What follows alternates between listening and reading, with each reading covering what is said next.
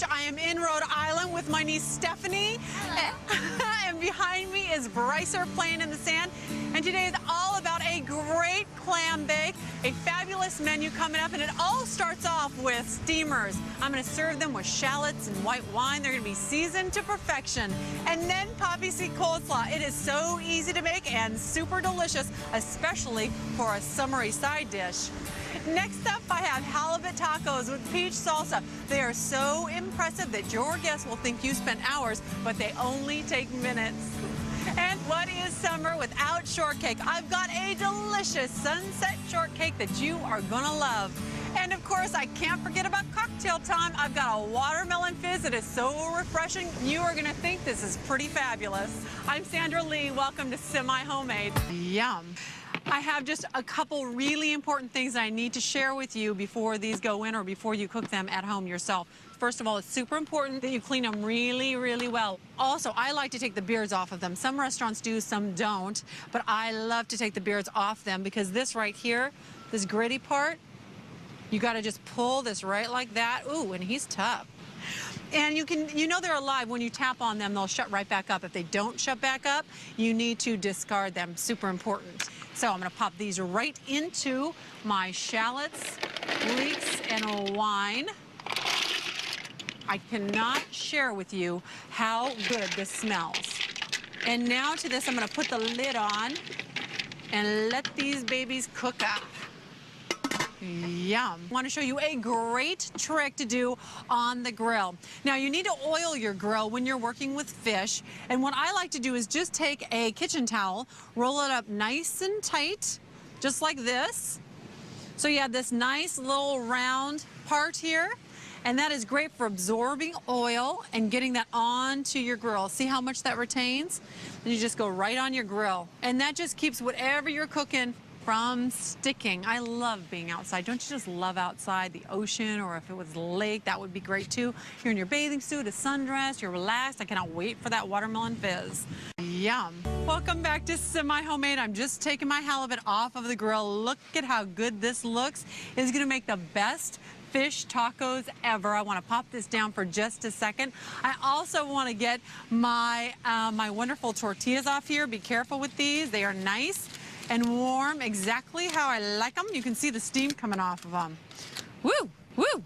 That's some beautiful things here. Okay, I'm gonna lay the tortillas down. They're very, very warm, so be careful. Just lay 2 or 3 of them out here. Whatever you can get on your plate. I'll make some more later on, but I want to show you how to build these really quickly. Super simple. All I'm going to do is just take a fork and just kind of flake these just a little bit. Look at how gorgeous that, just like that. Now that is a fish taco. Okay.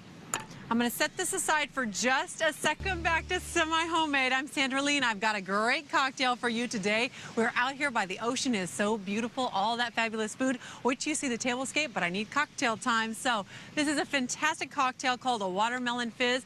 Really easy to do. Just put ice in your blender.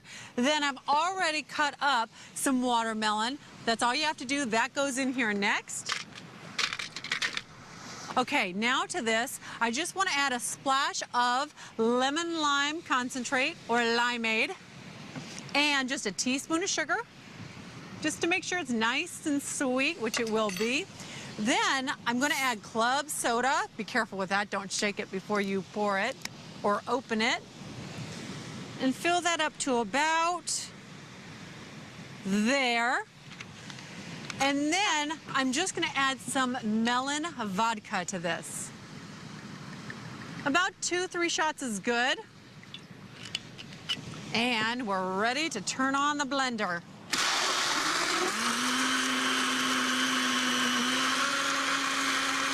This is a very quick cocktail. Now I'm just going to pop this into my glass. You can garnish with 2 things, by the way. Either a sprig of mint, which would be delicious, or I even like to put just a strawberry on the side of the glass, just like this.